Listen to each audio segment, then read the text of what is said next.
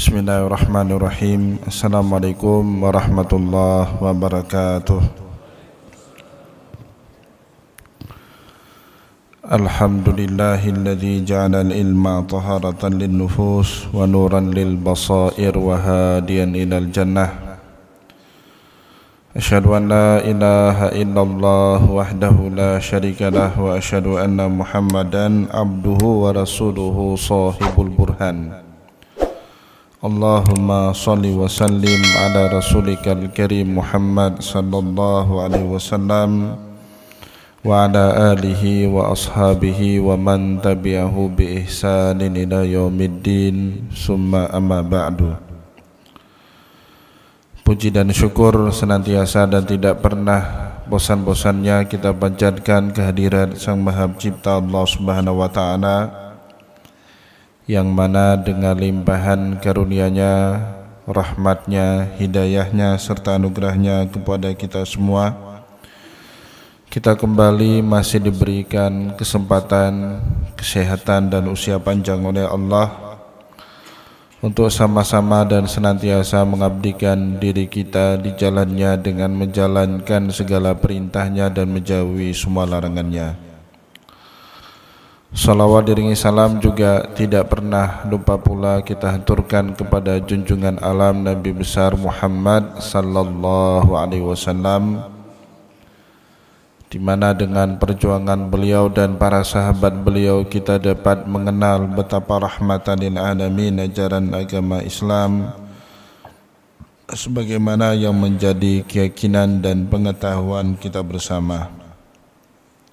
Bapak Ibu kaum muslimin dan muslimat yang dimuliakan oleh Allah, mari pada pertemuan subuh yang mulia ini kita kembali melanjutkan bacaan kita dengan kitab Sahihul Bukhari setelah sempat libur lebih kurang 40 hari lebih, dan insyaallah mulai hari ini kita kembali akan merutinkan pengajian yang sebelumnya rutin kita lakukan pada setiap hari Rabu pagi insyaallah.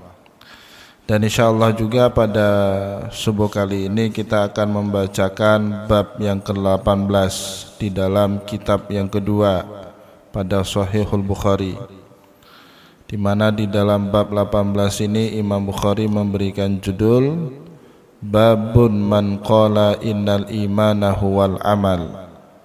Bab bagi barang siapa saja yang mengatakan bahwa sesungguhnya iman itu adalah amal. Jadi Imam Bukhari di sini mendalilkan jika ada orang yang mengatakan iman adalah amal, atau dengan kata lain iman itu sama dengan amal, maknanya tidak bisa diterima pengakuan iman seseorang tanpa diteruskan pengakuan itu dengan amal. Nah, Imam Bukhari menunjukkan sekian banyak dalil kepada kita, baik dari Al-Quran maupun dari hadis Rasulullah sallallahu alaihi wasallam sendiri, yang menunjukkan bahwasanya iman itu adalah amal. Misalnya beliau juga di sini mengutip firman Allah di qaulillahi ta'ala, karena Allah Subhanahu wa taala berfirman, wa tilkal jannatul lati uristumuha bima kuntum ta'malun, dan itulah surga yang Allah Subhanahu wa taala berikan atau yang Allah Subhanahu wa taala wariskan sebagai kompensasi terhadap amal soleh yang kita lakukan. Ya, uristumuha bima kuntum ta'malun. Wa qala iddatun min ahlil ilmi. Begitu juga Imam Bukhari mengutip pendapat dari sejumlah para ulama ahli ilmu dalam berpendapat mengenai firman Allah Subhanahu wa taala pada ayat yang lain, fi qaulihi ta'ala, fa warabbika lanas'alannahum ajma'in amma kanu ya'malun. Fa warabbik, dan demi Tuhanmu Muhammad lanas'alannahum ajmain. Allah Subhanahu wa taala sungguh betul-betul akan menghisab, akan bertanya kepada seluruh manusia yang pernah Allah Subhanahu wa taala berikan kesempatan hidup dalam kehidupan dunia. Tentang apa? Apa objek yang menjadi pertanyaan Allah Subhanahu wa taala kelak? Amma kanu ya'malun, terhadap amal soleh yang mereka lakukan di dalam kehidupan dunia. Begitu juga angkauli la ilaha illallah, ya, terhadap ungkapan kata la ilaha illallah. Wa qala, dan Allah Subhanahu wa taala juga berfirman pada ayat lain, limisli hadza falyamalil amilun, ya, berdasarkan kalimat la ilaha illallah itu, limisli hadza, didasarkan kepada ini, falyamalil amilun, hendaklah kita mengerjakan semua amal kita sehari-hari. Maka dalam Islam itu semua amal soleh, rukun yang pertamanya adalah niat. Pasti niat itu ungkapan terakhirnya lillahi ta'ala. Kita tadi barusan mengerjakan sholat subuh. Kalau mau dilafatkan niat sholat subuh itu mulai dari usalli fardha subhi rakaataini mustaqbilal kiblati adaan lillahi ta'ala, ujungnya pasti lillahi ta'ala. Orang yang mengerjakan ibadah haji juga rukun pertamanya niat pada miqat, nawaitul hajja atau Allahumma labbaikal hajja wa ahramtu bihi lillahi ta'ala. Jadi ada ungkapan lillahi ta'ala, dan itu menjadi landasan bagi kita untuk melakukan amal soleh. Jadi semua amal soleh yang dilakukan tanpa nawaitu kepada Allah Subhanahu wa ta'ala famardudun, tentu amal soleh itu ditolak mentah-mentah oleh Allah Subhanahu wa ta'ala. Bapak Ibu kaum muslimin dan muslimat yang dimuliakan oleh Allah, di dalam beberapa ayat yang tadi kita bacakan, dan tentunya kalau kita mau buka Al-Quran, banyak sekali ayat-ayat yang menunjukkan kepada kita kalau iman itu memang identik dengan yang namanya amal soleh. Ya, misalnya kita contohkan satu lagi ayat di dalam surat Yunus. Allah Subhanahu wa taala berfirman, innalladzina amanu wa amilus solihati yahdihim rabbuhum biimanihim. Sesungguhnya orang-orang yang beriman dan beramal soleh. Jadi Allah Subhanahu wa taala tidak mencukupkan iman itu hanya mujarradatut tasdik, hanya semata-mata mempercayai, oh saya percaya Allah itu ada, esa, tunggal, dan juga percaya terhadap Muhammad itu sebagai utusan Allah. Jadi di dalam ayat tersebut seolah-olah Allah Subhanahu wa taala ingin memberitahu kepada kita tidak cukup mujarradatut tasdik. Yang namanya iman itu hanya sekedar mempercayai. Maka Allah mengatakan pada ayat tadi, innalladzina amanu wa amilus solihat, sesungguhnya orang-orang yang beriman dan kemudian menindaklanjuti imannya itu dengan amal soleh, yahdihim rabbuhum biimanihim, baru orang ini mendapatkan petunjuk dengan imannya. Maka dari sinilah kita bisa memahami kenapa Imam Bukhari memberikan judul pada bab 18 dari kitab sahihnya dengan man qala innal imana huwal amal, bagi barang siapa saja yang mengatakan iman itu adalah amal. Dalilnya berserak di dalam Al-Quran, apalagi di dalam hadis Rasulullah sallallahu alaihi wasallam. Nah, maka oleh sebab itu para ulama ya setelah berdebat apakah betul iman itu perlu dengan amal atau iman itu cukup dengan pengakuan saja. Nah, maka Bapak Ibu, misalnya saya contohkan di dalam kitab Jauharatut Tauhid, ya, karangan Imam Burhanuddin Ibrahim Al-Laqani. Beliau mengatakan apa? Hakikatnya iman itu mujarradatu tasdiq. Dalam akidah Ahlussunnah wal Jamaah, hakikat iman itu mujarradatu tasdiq, semata-mata mengakui Allah Subhanahu wa taala itu adalah esa, tiada Tuhan selain Allah, dan dialah yang menciptakan seluruh makhluk. Sah iman orang tersebut, mujarradatu tasdiq. Maka kan orang sudah dikatakan dia muslim, dia beriman kalau dia mengatakan la ilaha illallah, sudah itu mujarradatu tasdiq. Ya, bahkan dalam hadis Bukhari yang lain secara khusus Rasulullah sallallahu alaihi wasallam mengatakan tidak akan pernah masuk neraka man kana fi qalbihi misqalu dzarratin min kalimati la ilaha illallah. Tidak akan pernah masuk neraka orang yang di dalam kalbunya ada kalimat la ilaha illallah. Maka Bapak Ibu, kalau ada saudara kita muslim, ya KTP-nya Islam, ya, dan orang tuanya semua muslim, tetapi dia tidak punya amal soleh, sholat tidak pernah, zakat tidak pernah, puasa juga tidak pernah, apalagi haji. Begitu juga amal-amal soleh yang lain, tidak baik sama tetangga dan berbakti kepada orang tua. Ini di dalam akidah Ahlussunnah wal Jamaah dilarang bagi kita untuk mengkafirkannya. Jadi tidak boleh dengan gara-gara dia tidak melaksanakan syariat menjadi sebab kita mengkafirkan saudara kita seiman. Itu tidak menjadi pembenaran di dalam ajaran Islam sama sekali, terutama di dalam akidah Ahlussunnah wal Jamaah. Inilah yang menjadi pembeda antara akidah Ahlussunnah wal Jamaah dengan akidah selain daripada Ahlussunnah wal Jamaah, terutama Khawarij. Kalau Khawarij itu orang yang melakukan dosa besar, termasuk dosa besar itu meninggalkan sholat, baik ingkar maupun sengaja. Kalau dalam akidah Ahlussunnah wal Jamaah, ninggal sholat karena malas tidak boleh kafir, nggak boleh kita kafirkan. Tapi kalau dia meninggalkan sholat karena ingkar, saya nggak mau sholat karena memang tidak ada kewajiban sholat dalam agama, itu baru boleh kita kafirkan dia.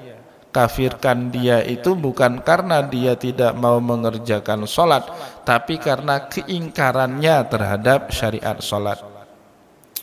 Maka oleh sebab itu Bapak Ibu kaum muslimin dan muslimat yang dimuliakan oleh Allah, di dalam akidah Ahlussunnah wal Jamaah, hakikat iman itu mujarradatu tasdiq.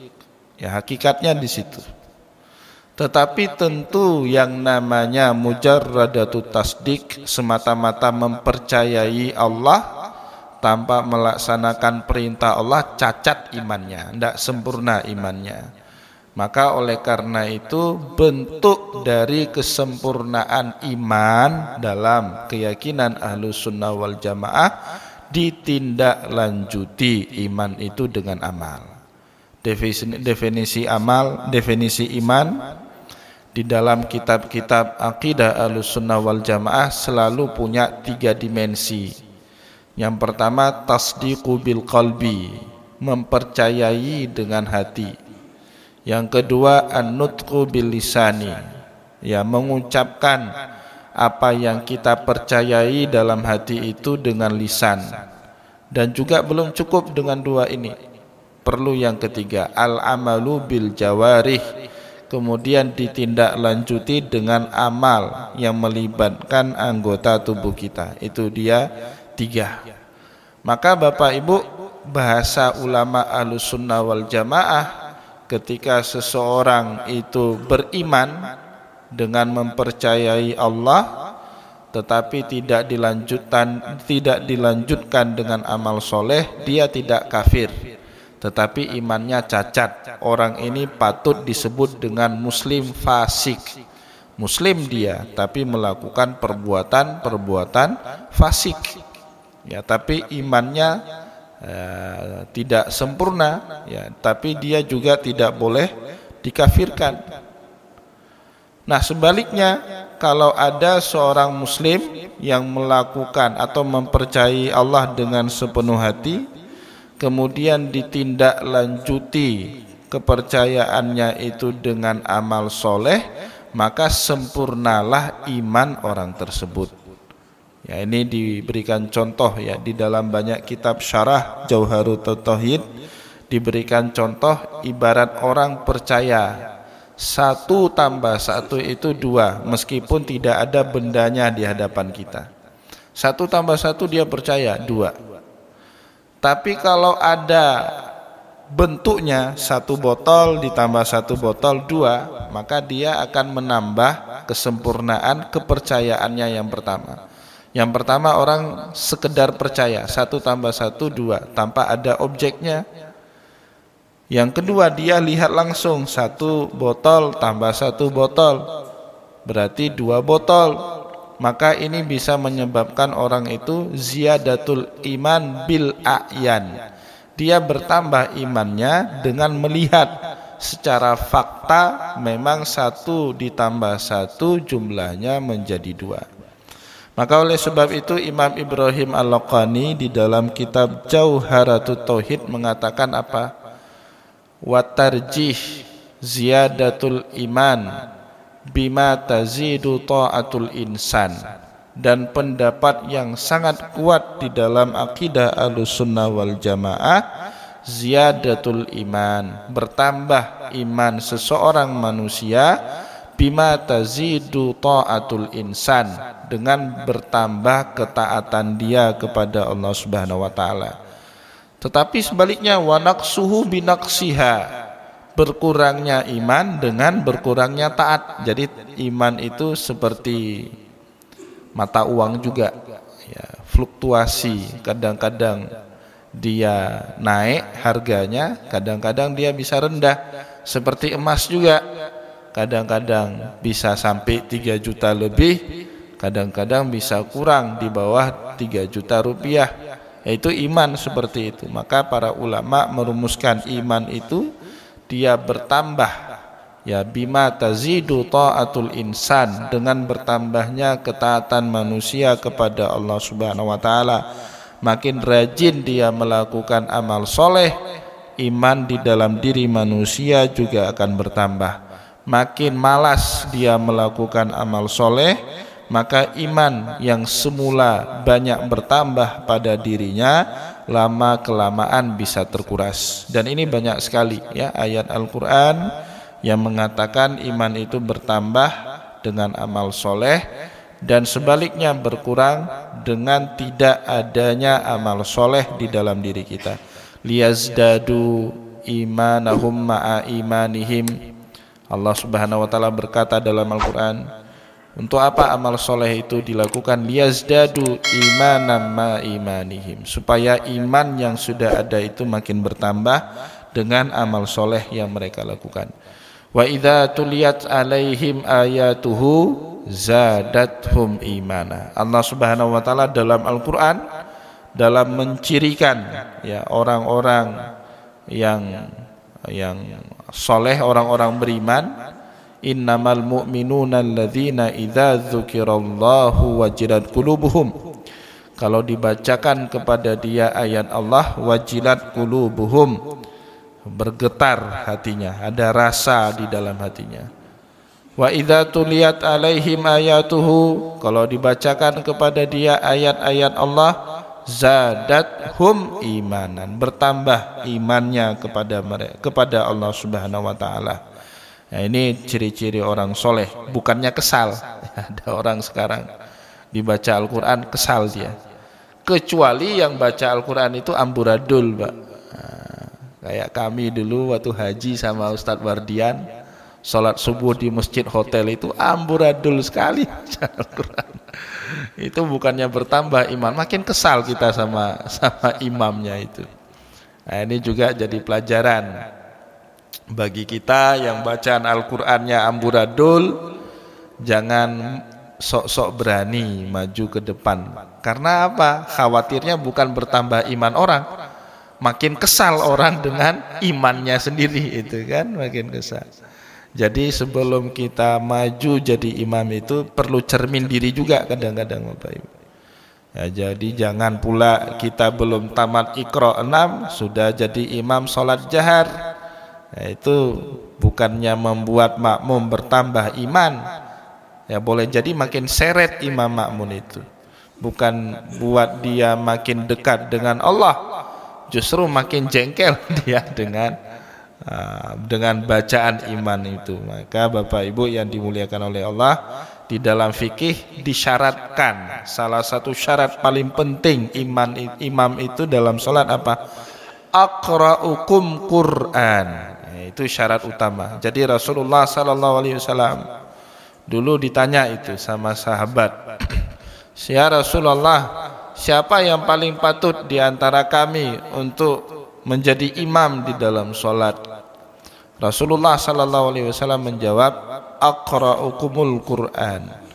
Orang yang paling fasih, orang yang paling ngerti dengan Al-Quran.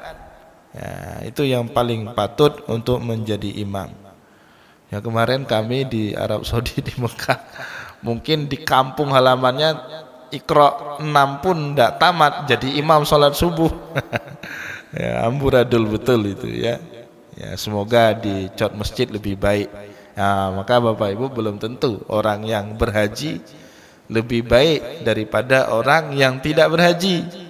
Kalau dia berhajinya nggak ada ilmu, maka Bapak Ibu yang belum berhaji lebih baik dibandingkan orang yang berhaji. Ya, kalau orang yang berhajinya tanpa ilmu, ya, seperti yang kejadian kemarin. Sa'i 14 kali putaran.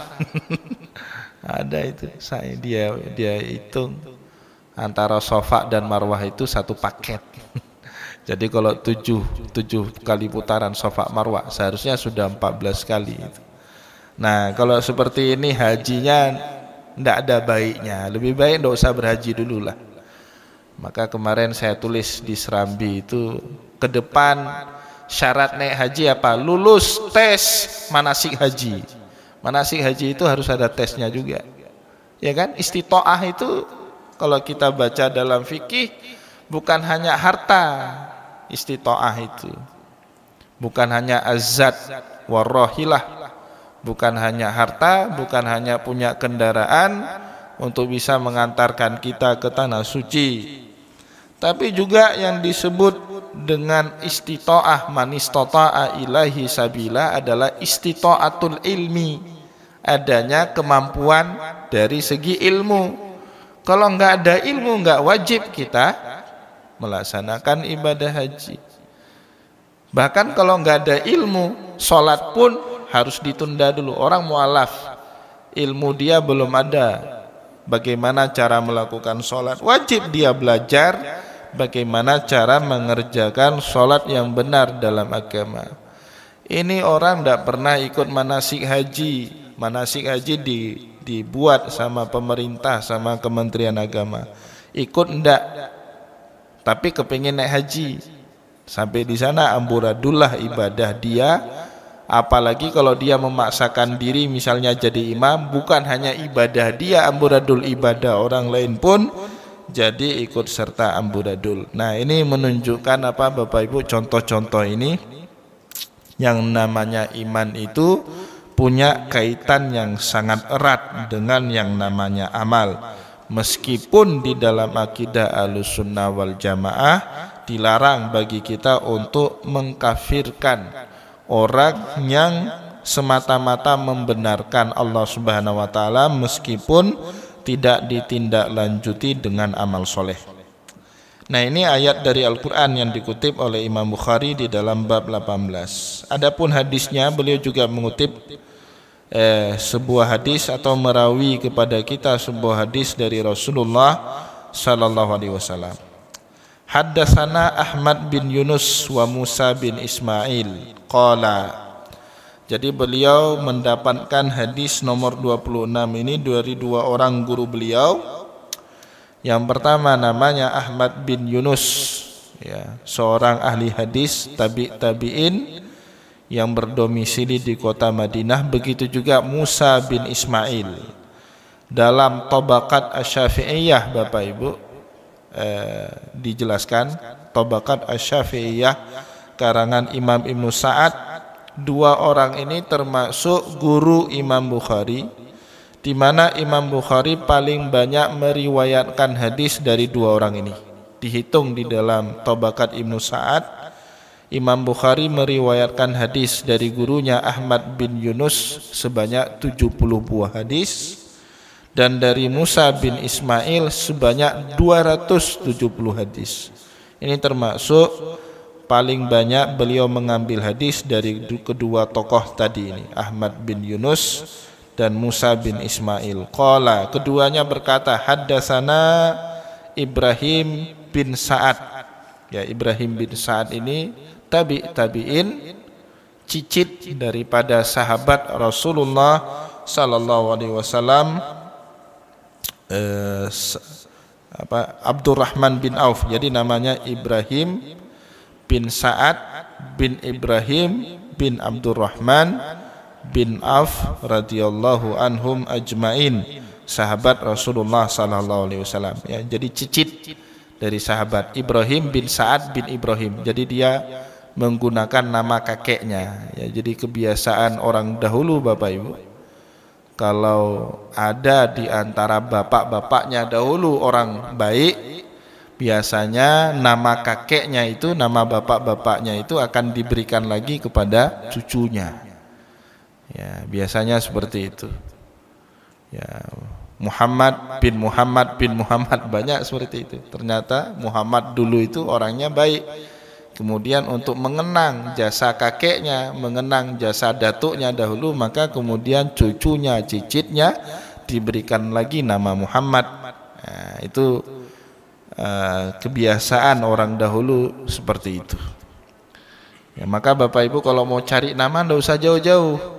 Ya, banyak orang bingung kasih nama anaknya, cucunya. Cari aja dulu di dalam keluarga kita dulu siapa orangnya yang soleh. Oh, ternyata kakek kita soleh, maka cucu kita itu dianjurkan diberi nama dengan nama kakek kita itu.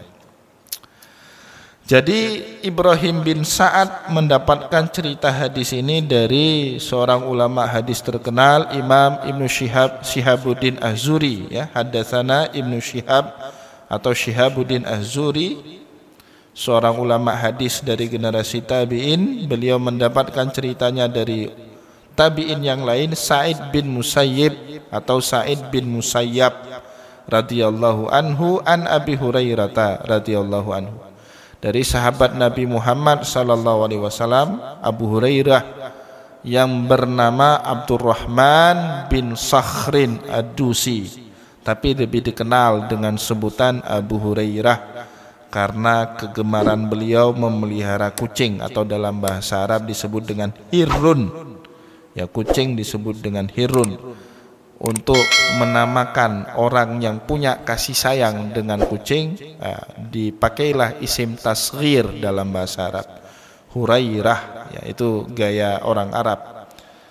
Ya, Hurairah, orang yang menyenangi, orang menyayangi kucing. Ya, anna Rasulullah sallallahu alaihi wasallam su'ilah, kata Abu Hurairah dulu di masa hidupnya baginda Rasul, beliau sempat ditanya atau pernah ditanyai orang, ayul amali afdal, pekerjaan apa yang paling afdal di sisi Allah Subhanahu wa taala. Ini pertanyaan yang sering sekali ditanyakan oleh Rasulullah sallallahu alaihi wasallam, dan Rasulullah sallallahu alaihi wasallam menjawabnya sesuai dengan mutabaqatul hal as-sail, sesuai dengan keadaan orang yang bertanya. Jika orang yang bertanya itu amal solehnya semua rajin, tapi berbakti kepada orang tuanya kurang, maka Rasulullah akan menjawab pekerjaan yang paling baik adalah birrul walidain, berbakti kepada orang tua. Pernah juga dikisahkan oleh para sahabat, suatu hari Rasulullah didatangi oleh seseorang, orang ini rajin semua amal soleh, yang agak kurang itu dia menunda-nunda mengerjakan sholat. Maka pada saat beliau ditanya ayul amali afdal, pekerjaan apa yang afdal, Rasulullah menjawab as-salatu ala awqatiha, Sholat pada awal waktunya itu yang paling afdal.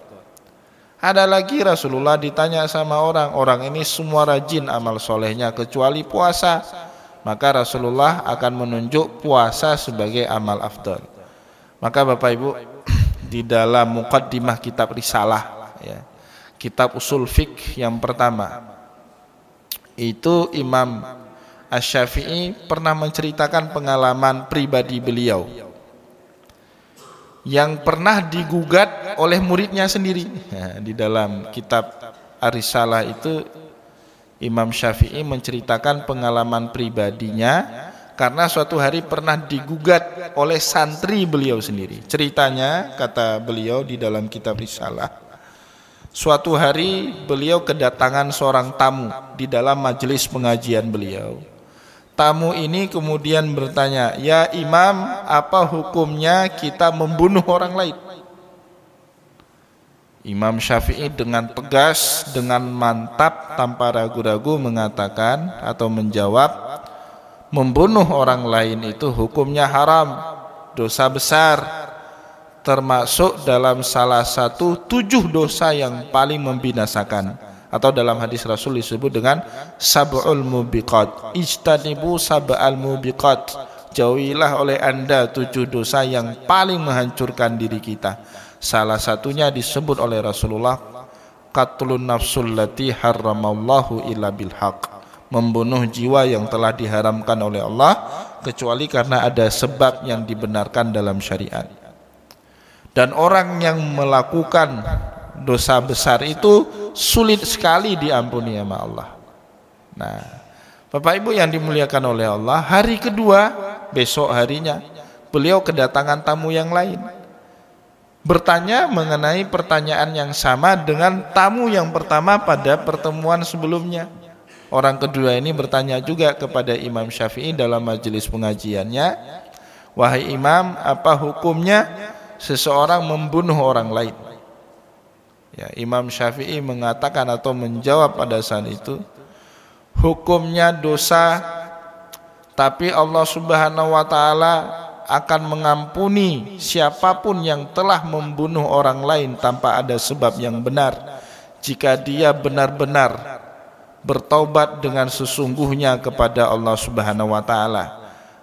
Langsung Imam Syafi'i mengutip ayat Al-Qur'an, innallaha la yaghfiru an yushraka bihi wa yaghfiru ma duna dzalika liman yasha. Allah Subhanahu wa taala mengampuni semua dosa kecuali dosa syirik. Itu yang enggak diampuni sama Allah. Nah, murid-muridnya bingung. "Ya Imam, Anda ini bagaimana? Kok ada pertanyaan yang sama jawabannya berbeda?" Ada 2 orang bertanya mengenai pertanyaan yang sama, tapi jawaban Imam Syafi'i itu berbeda. Hari pertama beliau dengan tegas, dengan mantap mengatakan, kalau orang yang membunuh itu enggak diampuni sama Allah, dosa besar, termasuk salah satu dosa besar dalam agama. Tapi di hari yang kedua Anda mengatakan akan diampuni sama Allah, dosa itu gimana? Kok bertolak belakang? Ya, maka jawab Imam Syafi'i, inilah seorang mufti tidak hanya berfatwa dengan ilmunya saja, tapi dia juga harus mengandalkan firasatnya, kata Imam Syafi'i. Jadi pada hari pertama, kata beliau, si penanya itu penuh dengan dendam, terlihat dari sorot matanya yang tajam, dan dia tidak lama lagi akan melampiaskan dendamnya itu kepada orang yang ia dendam dengan dia bunuh orang tersebut. Maka Imam Syafi'i dengan firasat seperti itu menjawab dengan sangat tegas, kalau membunuh itu hukumnya dosa besar, sulit sekali dosa itu diampuni sama Allah Subhanahu wa taala meskipun kita sungguh-sungguh untuk taubat. Nah, itu namanya sadduz zari'ah, kata beliau. Dalam fikih ada yang namanya, dalam usul fikih ada yang namanya sadduz zari'ah. Kita Bapak Ibu boleh demi kepentingan syariat, agak bahasa anak muda sekarang agak lebay, agak mendramatisir. Hati-hati kamu kalau melakukan itu dosanya besar. Meskipun hakikatnya tidak seperti itu, tapi dalam rangka melindungi dia supaya tidak terjerumus dalam dosa itu boleh kita dramatisir itu. Itu namanya saddu zari'ah. Tapi kata Imam Syafi'i, orang yang kedua, si penanya kedua pada hari keesokannya, dia ini sudah membunuh orang lain, tapi dia penuh nadamah, dalam dirinya itu penuh penyesalan dan benar-benar ingin bertaubat kepada Allah dari dosa dia yang telah membunuh orang lain. Dan itu terlihat dari sorot matanya, ingin tobat. Maka kalau Imam Syafi'i menjawab, oh tidak ada tobat bagimu, ini orang bukan makin mendekat kepada Allah tapi makin menjauh. Ingat Bapak Ibu, dalam cerita hadis ada seorang pembunuh telah membunuh 99 orang, ya kan? Cerita hadis yang sangat masyhur itu. Dia pergi kepada seorang ulama, dia tanya, apakah Allah masih membukakan pintu tobat kepada saya? Oh enggak, kamu tidak ada tobat lagi, sudah banyak sekali bunuh orang. Akhirnya dia genapkan terus 100. Ulama tadi dia pancung juga lehernya. Ya, baru kemudian besoknya ketemu dengan seorang wali Allah. Wali Allah ini bilang, ya, apa yang enggak ada sama Allah Subhanahu wa taala? Katabat rahmati ala kulli syai. Allah Subhanahu wa taala telah mewajibkan rahmatnya kepada segala sesuatu yang ada di alam semesta. Tidak ada yang lebih besar daripada rahmat Allah Subhanahu wa taala dalam kehidupan kita ini. Maka kemudian orang ini bertobat sungguh-sungguh baik Islamnya dan meninggal dunia dalam keadaan husnul khatimah. Nah, maka oleh karena itu Bapak Ibu, Imam Syafi'i dalam kitab Ar-Risalah menganjurkan bagi kita siapapun yang sering dijadikan rujukan oleh banyak orang, tidak berfatwa semata-mata dengan ilmu, tapi juga penting yang namanya firasat, ya. Dan ini ilmu didapati oleh Imam Syafi'i dari Rasulullah SAW sendiri. Jadi kalau mungkin Rasulullah SAW mengikuti alur ilmu yang ada dalam agama Islam, pekerjaan yang paling baik itu kan qaulu la ilaha illallah, ucapan la ilaha illallah, ucapan yang dengan ucapan itu membedakan antara seorang muslim dengan kafir. Pasti itu terus jawaban Nabi Muhammad. Tapi kenapa jawaban Nabi Muhammad berubah-ubah? Karena firasat Nabi Muhammad menyesuaikan dengan kondisi orang yang bertanya. Itu dijelaskan dengan sangat baik oleh Imam Syafi'i di dalam kitab Ar-Risalah. Nah, maka Bapak Ibu yang dimuliakan oleh Allah, di dalam Sahih Bukhari hadis nomor 26, saat baginda Rasul ditanya ayyul amali afdal, pekerjaan apa yang paling afdal di sisi Allah, beliau menjawab imanu billahi wa rasulih, iman kepada Allah dan Rasulnya. Ya, mungkin orang ini iman kepada Allah dan Rasulnya itu sering kurang, ya, maka Rasulullah menjawab sesuai dengan kondisi orang tersebut. Qila tsumma madza, orang ini kemudian bertanya lagi, setelah itu apa ya Rasulullah? Maka Rasulullah menjawab al jihadu fi sabilillah, setelah itu yang paling baik adalah jihad fi sabilillah.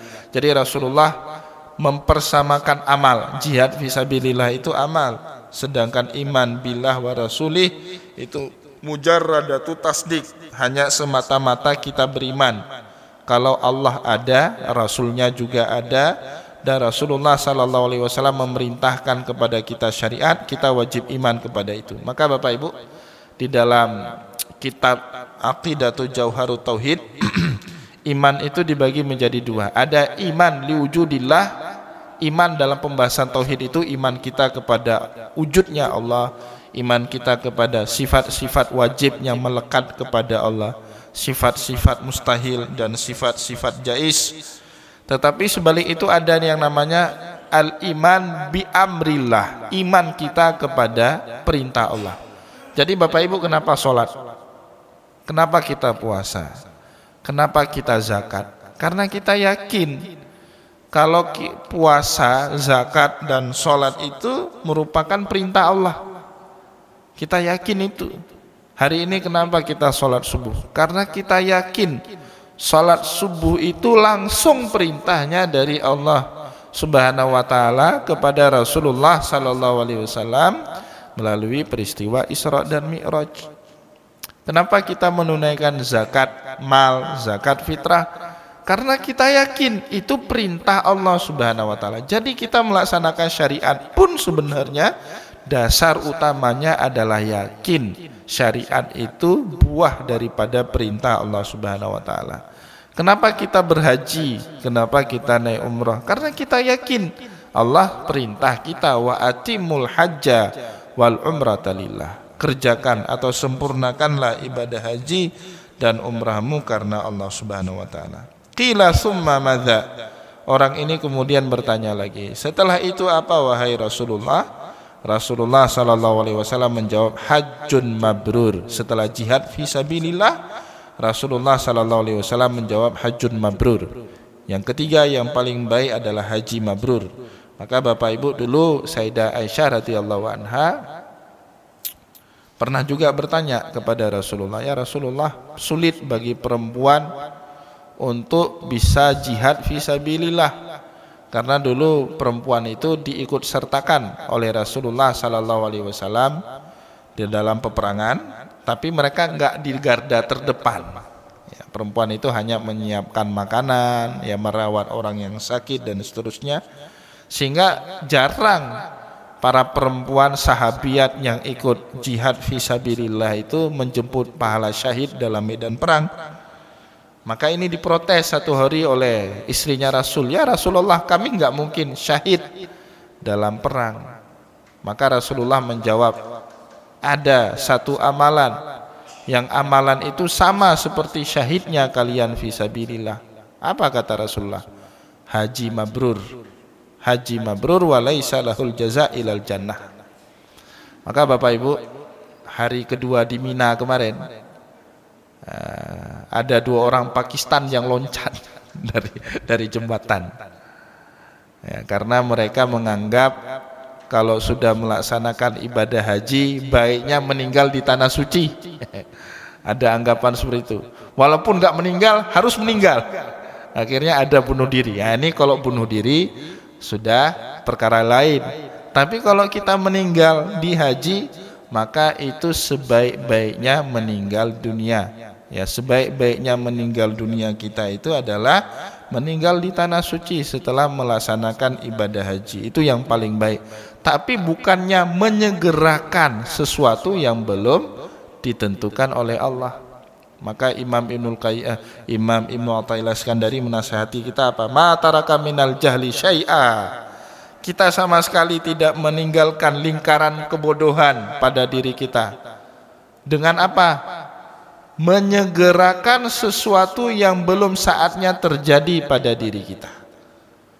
Jadi kita menyegerakan sesuatu, oh kepingin ini, kepingin itu, tapi saatnya belum tiba, kita segerakan, kita curi misalnya. Nah, itu masih dalam lingkaran kebodohan. Pingin syahid di tanah suci, tapi belum datang ajal, kemudian bunuh diri. Nah, ini juga tidak meninggalkan kebodohan sama sekali. Itu terjadi Bapak Ibu. Itu banyak orang Pakistan, orang India, orang Bangladesh. Kalau sudah nafarsani, sudah tawaf wada, kan hajinya mereka beda dengan kita. Haji yang paling lama itu haji Indonesia Pak, 42 hari haji Indonesia. Haji Arab itu mana ada lama-lama. Naik haji Arafah, Musdalifah, Mina, ambil nafar awal, nafar sani, tawaf ifadah pada tanggal 10 terus. Setelah itu tawaf wada, enggak pergi lagi ke Madinah. Kalau ke Madinah paling 2 hari. Haji kita yang paling lama. Dan haji kita yang paling murah, asal Bapak Ibu tahu. Haji kita 35 juta rupiah. Kemarin berapa bayar? 35 ya. Dari Mesir $4.000 Pak, paling murah itu 60 jutaan. Padahal jaraknya lebih dekat Pak. Ya kan? Jarak Mesir ke Arab Saudi jauh lebih dekat daripada Indonesia ke Arab Saudi. Tapi paling murah 60 juta. Kalau yang lebih kelasnya lebih naik dikit itu sekitar 90 jutaan dari Mesir itu. Harinya nggak sampai 17 hari Pak haji Mesir itu. Kita 42 hari. Itu ada niat lagi masih ngomongin pemerintah. Pemerintah ngambil. Sebelum haji Pak saya ketemu jamaah Mau haji masih ngomongin pemerintah, padahal haji dia itu disubsidi sama pemerintah. Ya, masih itu. Padahal dia baca ayat Al-Quran, faman hajjal baita fala rafatha wala fusuka. Ada baiknya nggak kira-kira haji seperti ini? Ya kan nggak ada baiknya orang haji seperti ini.